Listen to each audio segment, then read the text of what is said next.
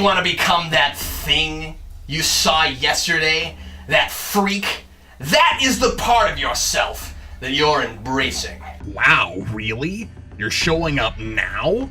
Right after the reveal that Cagliostro has been playing Spawn the entire time he's been back on Earth?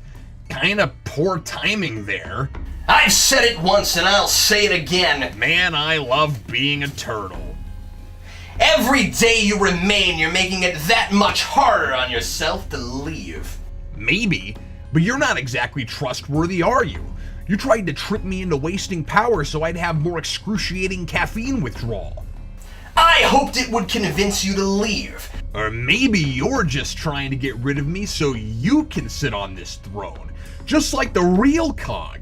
Is that what you're really after? The prestigious responsibility of writing about Spawn comics? That's messed up, man.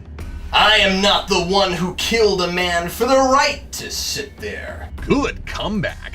Of course, I had to pat myself on the back since, according to you, it was my own wit that came up with it. Joke all you like, Captain Logan, but heed my warning. Freakadoo is not to be trusted. He is but one more strand in the web of insanity you're choosing to make your life now. Alright, that metaphor was pretty trite. I'm not taking credit for that one. Wait, Freakadoo? That's his name? And do is spelled D-E-W, yes. Anybody ever tell you take yourself way too seriously with this stuff? It is serious, Captain Logan. Deadly serious. And I only hope it doesn't take you until the final day of Spawn Year to figure that out.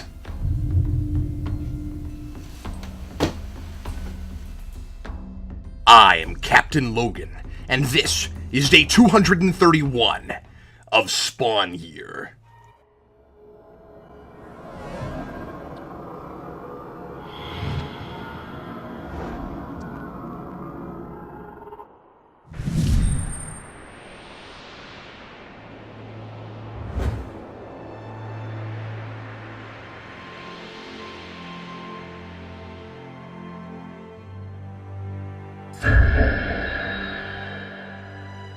I think a lot about what my first day home will be like when this nightmare is finally over. I wonder how different my son will be, a whole year older. I wonder how my wife has managed at work, how difficult trudging through her daily routine may have been waiting for me to come home. Will there be a party? Will everyone I know be there? Will my YouTube subscribers be anxious to see me back at work, excited to see new videos? And I do think about that dream. The worst case scenario, where my family has moved on to other things and there's no place left for me at all. But as soon as my mind wanders into that dark corridor, I force it back into a place of hope as best I can. Because never knowing what I've left behind would be so much worse than not liking what I find when I get there. And no matter what I find when I come home, I can always take some small comfort in knowing it could be a whole lot worse. I could be Al Simmons. I could have had to go through the very same thing twice.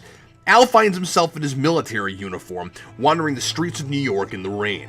Cagliostro has stripped him of his powers and given him back his humanity, as far as we can gather so far. Al seems to be in a similar predicament to when he was first returned to the Earth as Spawn. He doesn't seem to remember much of anything. At least, at first. By the end of this issue, he remembers his name and, naturally, Wanda's. Although I was a little disappointed not to see Al scream letters bigger than the New York skyline this time. I guess she needs superpowers to do that. Hey, I wonder if I can do that. Sarah! Wow, that actually works. I know, I need to conserve my energy, but I just had to know. This issue is pretty light on substance, but I'm enjoying the shift from detached and cosmic to a tone that's more intimate and personal, sort of a return to form, to when Spawn was supposed to be a sad tragedy about a man who lost everything he cared about, trying to find his place in the world again. I think it's a missed opportunity not to let him keep his memories while he's without his Spawn costume, but I'm interested to see how long Hollywood maintains this new powerless status quo, and if any of that human tone can be retained when Al inevitably regains his powers. This comic is all about conveying Al's disorientation and complete sense of loss and lack of purpose. He has images of his last life, thinking it was a dream, just like he did upon his first rebirth. And I wonder if he'll come to feel as lost and alone without Letha as he did without Wanda. It would have been more interesting if the costume were what he was really longing for here, since the last major move he made as Spawn was to give up his earthly existence. But as much as I got sick to death of Al pining away for Wanda when he knew there was no way they could possibly be together again, Spawn became so cold and inhuman and impossible to relate to that I'd rather have this right now, even if it is dangerously close to retreading Origin territory. I can't judge it too much until I see where it's going. Al gets arrested for hitting a cop who finds him in the middle of the street, so we've established he's the same fun-loving guy we've always known and loved. His first response to discomfort of any kind is violence. And in jail, a public defender named Jack Shepard asks him questions that jogged slight amounts of his memory. Wow! Al's lost, and he meets Jack Shepard? How unlucky can you get? Don't listen to him, Al! He'll just swear you've got to get back to the island! And whatever you do, don't get on an airplane or buy a lottery ticket or eat at a fast food chicken place. But this was published a couple years before Lost, and this guy's not much like that Jack Shepard at all. Besides, he looks more like Rick Berman than Matthew Fox. In prison, the creepy inmate in the cell next to Al taunts him with claims that he's a serial killer. And I had to wade through an uncomfortable amount of vivid monologue about where the guy likes sticking knives at his victims. I'm not sure why all that was necessary, except perhaps to remind Al of his life of gruesome violence. He does flash back to a memory of sadistically deriving pleasure from mindless carnage. What follows then is mindless carnage. The Spawn costume seeps into disturbing knife guy's cell and rips all his skin off. There's something you don't see every day.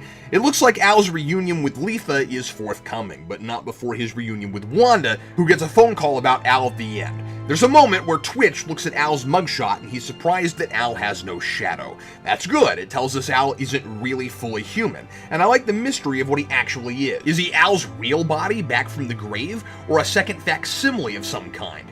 Is there something to the fact that he's wearing the same thing Ghost Al always did when he was visiting Spawn? But what's odd about Twitch is that he doesn't recognize Al Simmons in the picture. The guy was a famous war hero all over the news when he died, and if memory serves, Twitch knows Spawn's identity at this point, though he hasn't done all that investigating into Simmons that his animated counterpart did. Yep, it sure sucks to be Al Simmons. Whenever I feel brutish about my predicament, I can always count on Al to put things in perspective. Signed, Captain Logan.